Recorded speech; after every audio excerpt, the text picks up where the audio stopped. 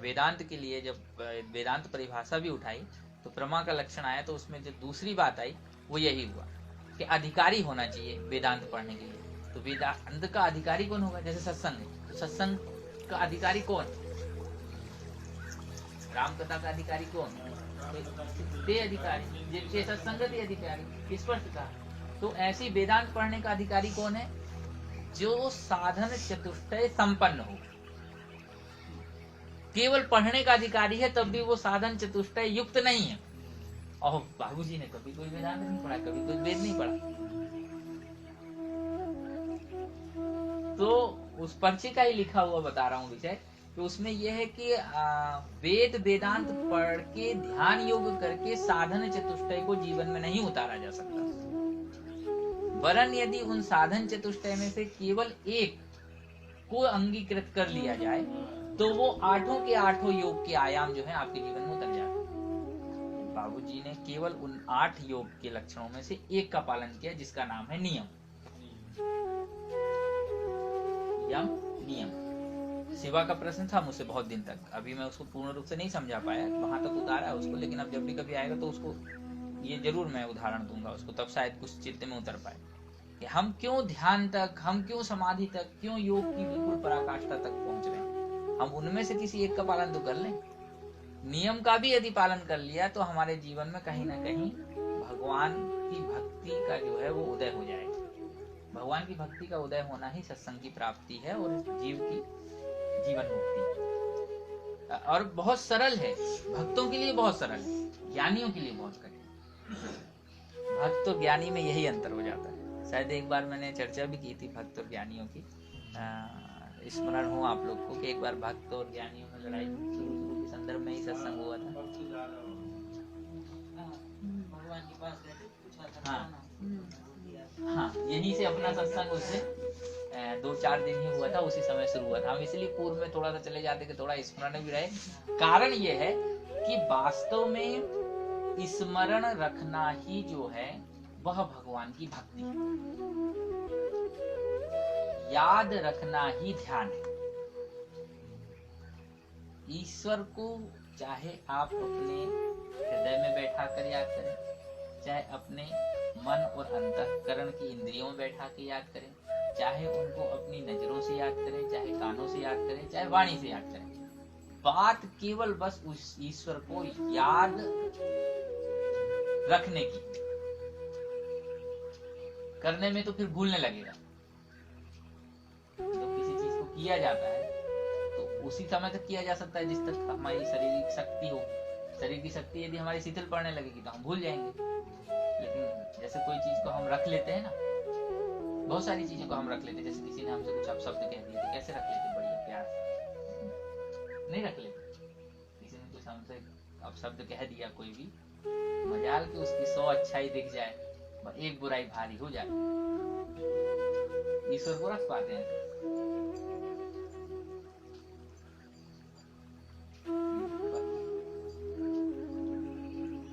खेल उस ईश्वर का इस सत्संग में स्मरण करना है, क्योंकि यहाँ हम केवल ईश्वर के चरित्र का गुणगान उन्हें याद करने के लिए ही तो कर रहे हैं।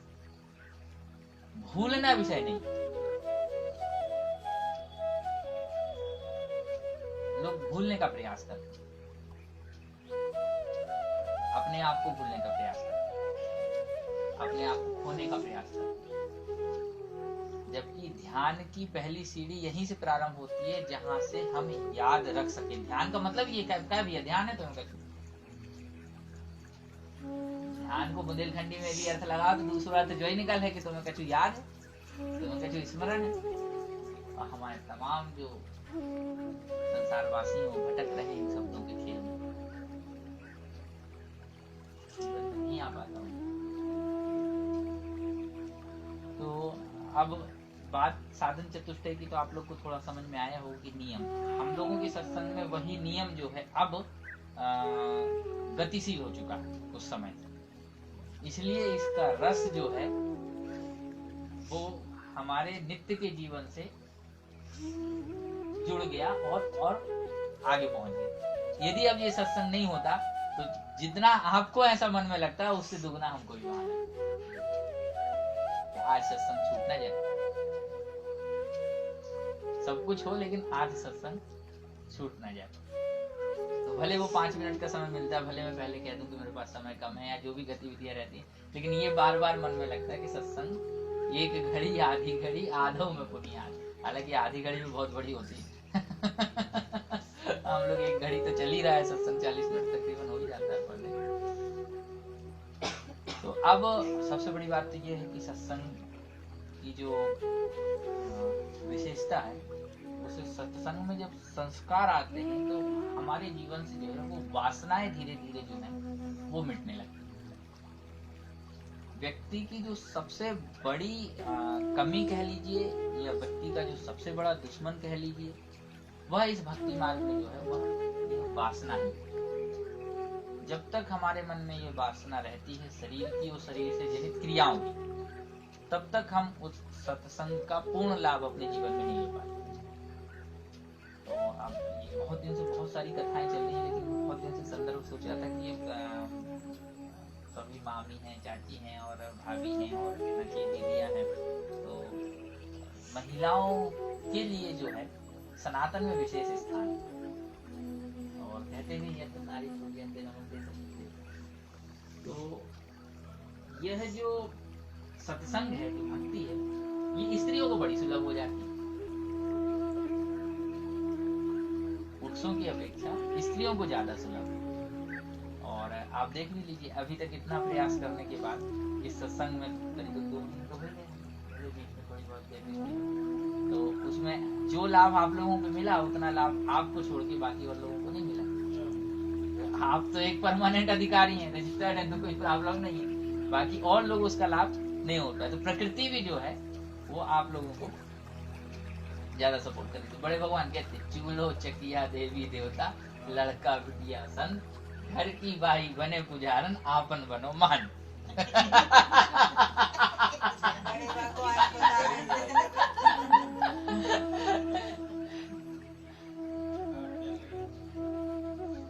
तो ऐसी ही एक चर्चा आपको याद है?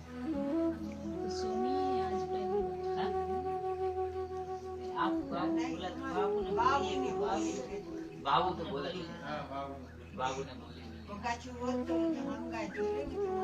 हमारे जिसका उजाला हमारे तो जाऊंगा चूल्हे में। नहीं, उसमें रहस्य बहुत है, उस दोहे में बहुत रहस्य। मजाक में तो मजाक में बोला लगाते कि तुम्हारे जाऊंगा चूल्हे में, मजाक में बोलाते हंसी कराते बाबू। काली जी देखो, काली जी देखो,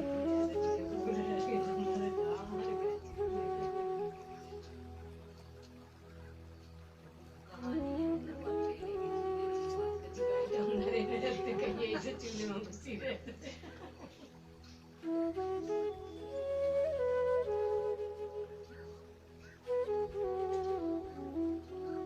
तो अब अपन कहाँ चले?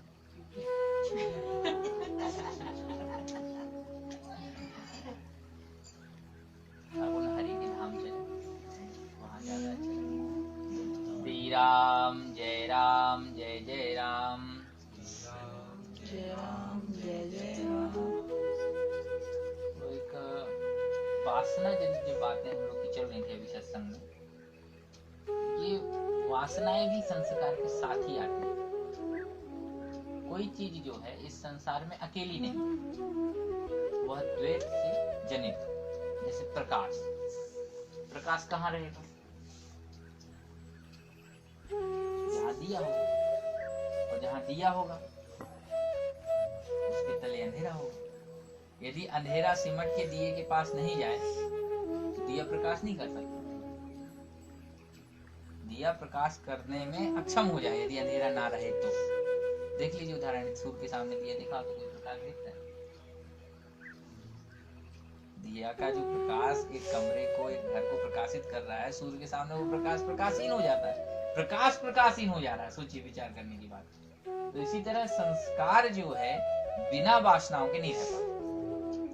जैसे एक धरती के लिए जब हम बीजारोपण करते हैं तो उसके लिए उस अंकुरित को जब वृक्ष और पौधा बनना हो तो उसे जितनी आवश्यकता वायु की है, जितनी जल की है, जितनी सूर्य के प्रकाश की है, उतनी ही उस मृदा से संयुक्त होने की।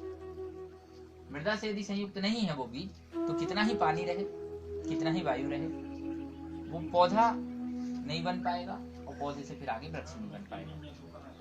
कैसे बनेगा? तो इसी तरह संस्कार जो है वो रहते किसमें है? कमल के चरणों के हिता है, वैसे संस्कार भी जो है वो वासना रूपी एक तालाब में रहता है, और इस वासना को व्यक्ति जल्दी नहीं छोड़ पाता। और वासना जब जाती है जब हमारे जीवन में प्रभु का स्मरण आ जाए।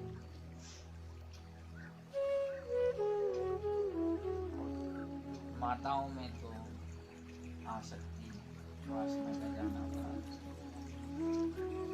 लेकिन हम लोगों में इतने सत्संग के बाद किस तरह धीरे धीरे वासना जाए, उसके लिए ये मैं आपको, चाहे आप कथा समझ लीजिए, सत्संग समझ लीजिए, चाहे उदाहरण समझ लीजिए, बशर्ते बात यह है कि जो समझा रहा हूँ उसे समझ जाए आप इस चरित्र से, तो जीवन सार्थक है। एक राजस्थान के पास खंडेलवर करके वंश हुआ है। तो उस वंश में एक परशुराम जी हुए, वो किसी राजा के प्रतिनिधि पंडित थे, महाराज के भक्त थे, काफी अच्छे थे। लेकिन राजस्थान में पुत्रियों का जन्म उस समय और आज भी जो है वो काफी अच्छा नहीं माना जाता। लोग बच्ची को होते ही तुरंत मार देते थे।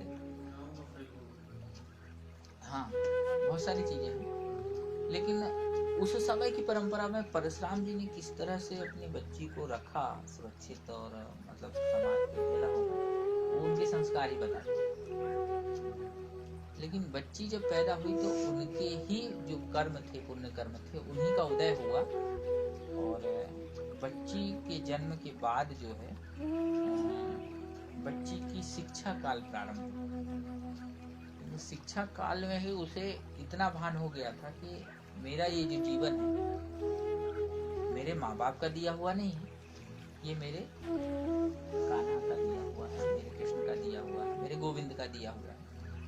तो एकांत प्रेमी हो गई 3-4 साल की अवस्था में, बहुत जल्दी ही एकांत प्रेमी हो गई। और वो रेगिस्तानों में चली जाए कभी कभी, जंगल के आसपास जहाँ थोड़े बहुत पेड़ हैं, और वहाँ अपने ही एक विरह वेदना में गोविंद गोविंद पुकार के रोने लगती थी बेचारी। तो माता पिताजी देखते रहते थे, हो जाए दंड वगैरह भी हो जाती, काकी वगैरह देख के उसको ले आती थी। उसकी इतनी अल्पायु में, 3-4 साल की अल्पायु में, 5 साल की अल्पायु में, उसके इस भक्ति और प्रेम को देख के लोगों को बड़ा आश्चर्य होता था। ये कहते थे भाई बच्ची है, कारण भगवान को याद कर रही है। समय व्यतीत होता गया, बच्ची होगी बड़ी। अब जैसे सत्यनारायण की कथा में हम लोगों ने देख रखा है, सुन रखा है, और नहीं सुन रखा तो समाज में 99% जो कहानियां हैं वो इतनी है कि बच्ची पैदा हुई, उसके बाद बड़ी हुई और शादी, यहाँ से वो शुरू होती ही है कथा। इसके पहले का कोई ज्यादा चरित्र नहीं रहता है। तो बड़ी हुई तो शादी का प्रकरण जब आया, शादी का प्रकरण जब आया तो इससे शादी की जब भी बात की जाए तो ये मुकर जाती थी, क्योंकि शादी में इसकी वो नहीं थी, क्योंकि ये जानती थी कि ये जो हमारा शरीर है ये किसी और का दिया हुआ। तो जिस व्यक्ति को संसार की चीजों से विलगता हो जाए, जैसे भक्त है कोई ना, तो भक्त को ये संसार की चीजें असत्य क्यों लगती है? इसका कारण ये है क्योंकि ये सभी चीजें या तो उसके प्रभु ईश्वर के लिए उसकी पूजा की थाल के समान है, जो कुछ हो वो सब ईश्वर में अर्पण कर सके तो उसको सत्य मानेगा। और जब ईश्वर में वो अर्पण उस चीजों को नहीं कर सकता, उन वस्तुओं को नहीं कर सकता, तो ईश्वर से विलग जो भी संसार की वस्तु है वो उसके लिए असत्य प्रतीत होती है, क्योंकि उसके लिए एकमात्र ईश्वर ही सत्य होता है। ईश्वर के अलावा किसी दूसरी चीज की सत्ता स्वीकार करना भक्त के लिए जो है मुश्किल हो जाता है। तो ये जो शरीर था यह भी उसके लिए किसी और के लिए देना या किसी और के लिए समर्पित होना पूर्ण स्वीकार नहीं हो रहा था, क्योंकि ये शरीर गोविंद का था, गोविंद ने दिया था, प्रभु ने दिया था, ईश्वर ने, भगवान ने दिया था। तो ये शरीर किसी और के पास चला जाए, इससे बड़ा अपराध तो हो नहीं सकता। लेकिन समय आया, शादी जैसे तैसे हो गई, लेकिन शादी के समय गोना नहीं होता था, 4-5 साल में हुआ करता था। तो अब वो जब से शादी हुई तब से वो और ज्यादा मतलब दुखी और विरह में रहने लगी कि मैं ईश्वर के पास नहीं जा सकती, या ये सब चीजें, क्योंकि शादी का मतलब यही होता है समर्पण, और किसी दूसरे परिवार में रह के भक्ति करना, योग करना और बड़ी बात हो जाती है, स्वतंत्रता नहीं रहती। और उस समय तो स्त्रियों का जीवन और कठिन था, अब तो थोड़ी सी स्वतंत्रता थोड़ी बहुत देखने को मिल रही। तो समय बीतता चला गया और वो गोना का दिन जो था वो आ गया। तो लेने के लिए आ गए वो लोग सब कि भाई अब हमारी वो जो क्या कहते हैं राजस्थान में क्या कहते हैं मुझे पता नहीं,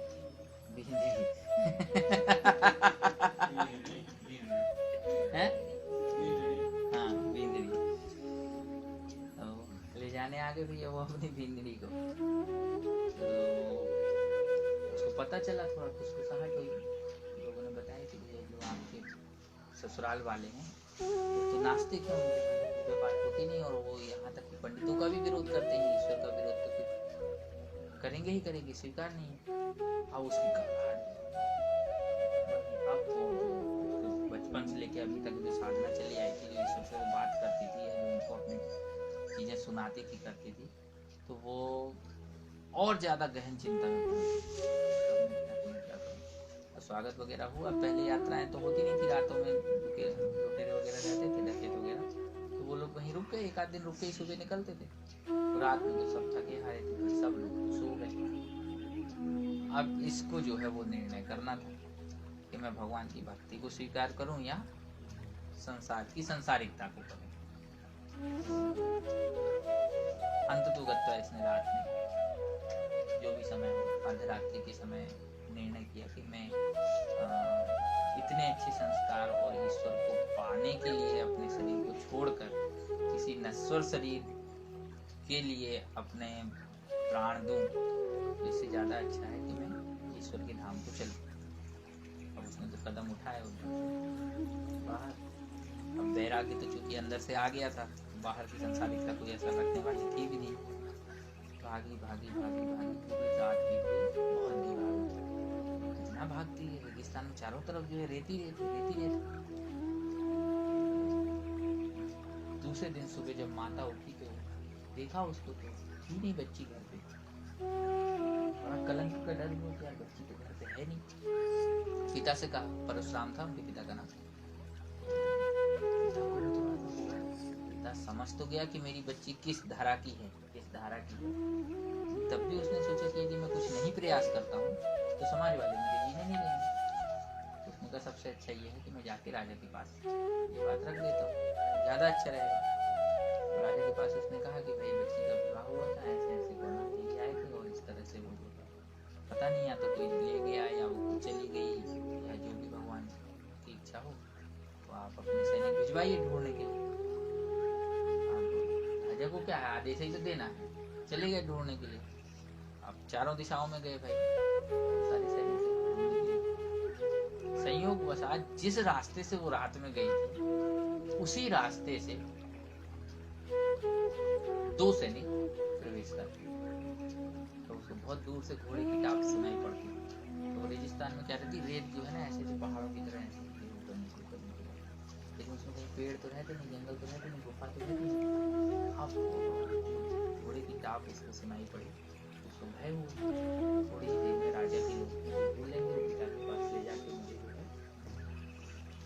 है ससुराल पक्ष में सौंप देंगे। तो हे गोविंद को मानो, मेरी करिए आप रक्षा, कैसे करके जो है मैं इन लोगों से बच सकूं। आप उसको पूरे निर्जन वन में कहीं कोई पेड़ भी नहीं, गोविंद की जो परीक्षा होती है, ईश्वर की परीक्षा होती है, वो होती है तगड़ी। और जो उसमें प्रवेश कर जाए समझो पास तो होना ही। प्रवेश करने की देरी है, परीक्षा देने की देरी नहीं। हम लोग परीक्षा देने के प्रवेश से डर जाते हैं, इसलिए पास होने का भय सताने लगता है। तो उसने थोड़ा नजर को दौड़ाया इधर उधर, तो देखा कि एक ऊंट जो पड़ा हुआ था, मरा था बेचारा वो। तो उसको क्या थे, जो सियार वगैरह होते ना, गिद्ध वगैरह, इनने पूरा जो है लॉन्च खाया, बड़ा रहता, काफी बड़ा रहता हो गई, और उस ऊंट के जो खोह सी बन गई थी अंदर, हड्डियां वगैरह, लेकिन वो उस बदबू वाले ऊंट के अंदर प्रवेश कर गई। अब वो प्रवेश कर गई तो वो जो क्या कहते हैं सैनिक थे, उनकी नजर उधर गई नहीं, क्योंकि उधर तो काफी दूर तक बदबू आ रही थी, तो वो काय को उधर देखते ऊंट की तरफ। अब वो उन सैनिकों के भय से पूरे 3 दिन और 3 रात्रि उस ऊंट के अंदर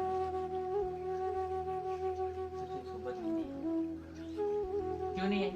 क्योंकि उसको ये विश्वास हो गया था कि जिस वासना के भंवर में मैं पड़ने जा रही हूँ, उसकी बदबू मेरे शरीर के साथ साथ अंतरात्मा को भी दुर्गंधित कर देगी।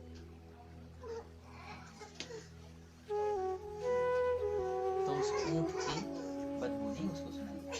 तो भक्ति यहीं से प्रारंभ हुई, स्मरण था पूरे जीवन में।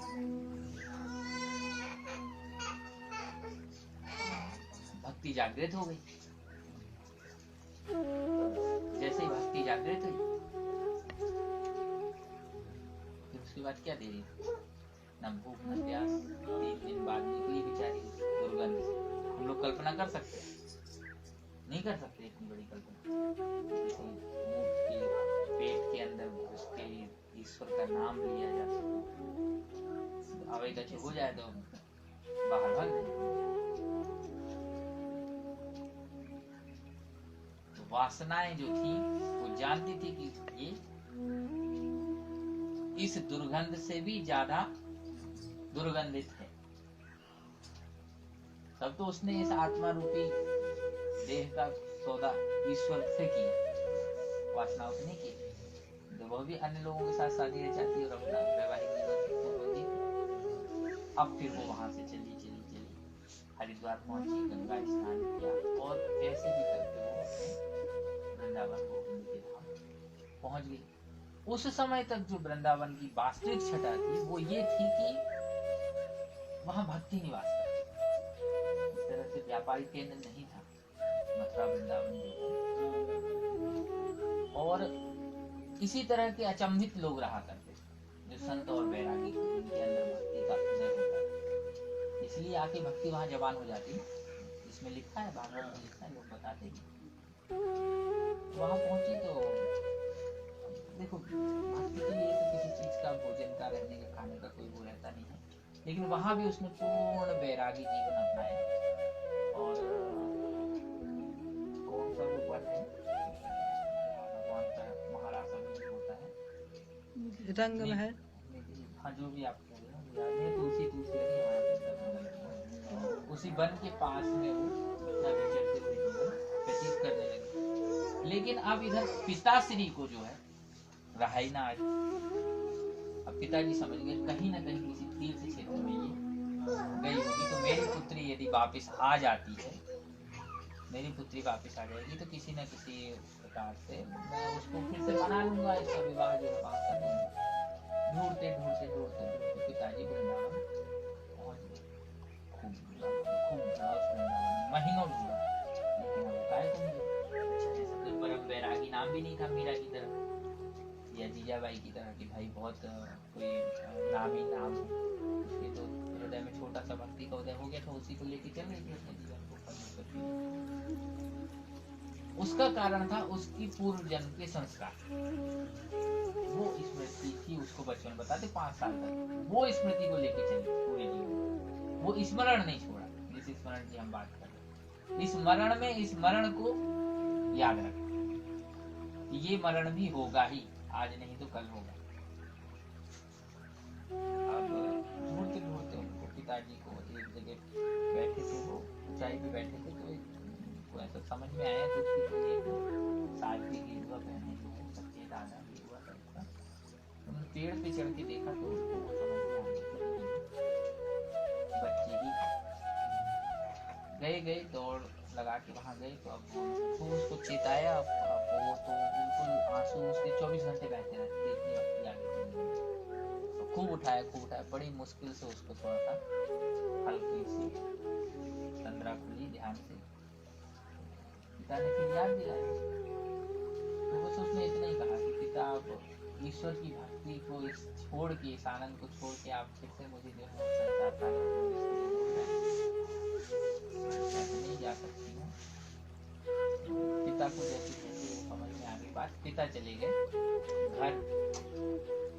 अब वो जब घर गए तो उन्होंने बड़े प्रसन्न हुए वो भाई, अब उनकी कुल का जो सबसे बड़ा कल्याण हो गया था। तो उन्होंने अपनी पत्नी को बताया, भगवान तेरे कोख से जिस शक्ति ने जन्म लिया वो तो आज रास में जो है श्री कृष्ण के साथ आनंद प्राप्त कर रही है, तो हम व्यर्थ ही परेशान हो रहे हैं। पिता से रहा नहीं गया। अब वो राजा के जो है बहुत अच्छे अभिन्न थे, बिल्कुल अंतरंग थे, प्रतिनिधि कह लेना चाहिए। जिस राजा से उन्होंने उस बच्ची को खुजवाने की सूचना दी थी, तो अब उनका कर्तव्य था कि राजा को भी बता दो। नहीं, राजा कहेंगे कि बच्ची मिल गई, तब बताया नहीं इन्होंने पुत्री मिलने पर। तो राजा के पास गए, पूछा कि भाई, बताया कि भाई वृंदावन पहुंच गए, ऐसे ऐसे उनको भगवान के दर्शन और स्मरण हुए और इस तरह से उनकी अवस्था है, वो तो परम कोटि को पहुंच चुकी है हमारी बच्ची देखते देखते समय में। अब राजा से तो भाई रहा नहीं गया। राजा राजस्थान से भागते भागते वृंदावन आए। प्रतिनिधि की बच्ची कहाँ, एक पंडित की बच्ची कहाँ, राजा उस समय राजस्थान के कितना बड़ा उनका होदा होता होगा, वहां आए और राजा जो है साष्टांग दंडवत बच्ची के चरणों में और खूब अनुनय विनय किया कि आप हमारे राज्य को चलिए, आपके जाने से हमारे राज्य में भी भक्ति आएगी, लोग कुछ इच्छा लेंगे। उन्होंने कहा ईश्वर के ठाम को छोड़ दो। तो फिर उन्होंने अनुनय किया कि आप किसी भी तरह से कुटी बनाने का आदेश हमें दे दे, जिस कुटिया में आप रह सके। बहुत प्रतीक्षा के बाद भी उन्होंने कुटिया का आदेश नहीं दिया था, इसी तरह आकाश के नीचे, क्योंकि वो अभ्यास हो गया था रेगिस्तानों में रहने का। इस तरह से बहुत अनुनय करने के बाद राजा की पत्नी के द्वारा उन्होंने स्वीकार किया और एक कुटिया उनको वृंदावन में बनाई, कुटी ही बनाई गई, मतलब किसी तरह का वो नहीं बनाया। और अभी भी बताते कि वो स्थान जो है उनका अभी है, उनकी भक्ति से मतलब प्रेरित होके आज भी वृंदावन वासियों ने उसको सुरक्षित रखा। अब जितना भी ध्वंसावशेष रहा हो उसका, लेकिन वो तो उन बाई जो थी, वो बाई चल के उपाधि उनको भी, नाम मैंने आपको नहीं बताया अभी तक, कौशिकी नाम था उनका। मीरा के बराबर ही उनकी आगे चल के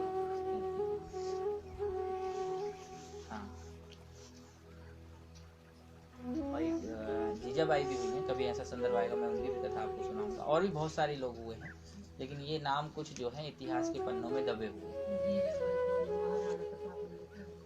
हाँ, तो इनके जीवन की जो चरित्र में विशेषता जो मिली, जो वो मैंने ना तो मीरा जी के उसमें देखी, ना जीजाबाई के उसमें देखी। तो जहां तक इस चीज को पढ़ने के बाद, सुनने के बाद, समझने के बाद भक्ति के उदय में यदि देखा जाए तो मीरा और जीजा से एक कदम आगे ही रही, क्योंकि उनके अंदर जो भक्ति का प्रवाह हुआ वो तो एक नदी की धारा बन के बह गया, भजन के माध्यम से, उनकी कीर्ति के माध्यम से, तो कुछ ना कुछ भक्ति को भंजा लिया। लेकिन ऐसे साधक वो होते हैं जो अपनी भक्ति को कभी नहीं भजाते, ना भजन से, ना योग से, ना तप से, ना नाम से। ये तो कभी किसी सत्संग में इन लोगों का नाम आ जाए तो इनके नाम लेने मात्र से वो फल प्राप्त हो जाता है हम लोगों को, जिसके लिए हजारों जन्म तक हम लोग प्रयास करते रहे तो भी वो नहीं मिले। केवल इन भक्तों के नाम लेने से वो ईश्वर प्रसन्न हो जाता है। भगवान ने दर्शन दिए उनको, की मुक्ति के लिए विमान आया, बहुत बड़ी चीजें हुई, लेकिन ये सब संभव कब हो पाया? जब उन वासनाओं का त्याग किया और संस्कार जो पूर्व जन्म से आए हुए थे उसको भी इस जन्म में आत्मसात किया। तो इतनी लंबी प्रक्रिया है और उस लंबी प्रक्रिया में हम लोग अभी बड़े हैं। अब देखो कितना चल सकते हैं। अब तो आज सबको थोड़ी हल्की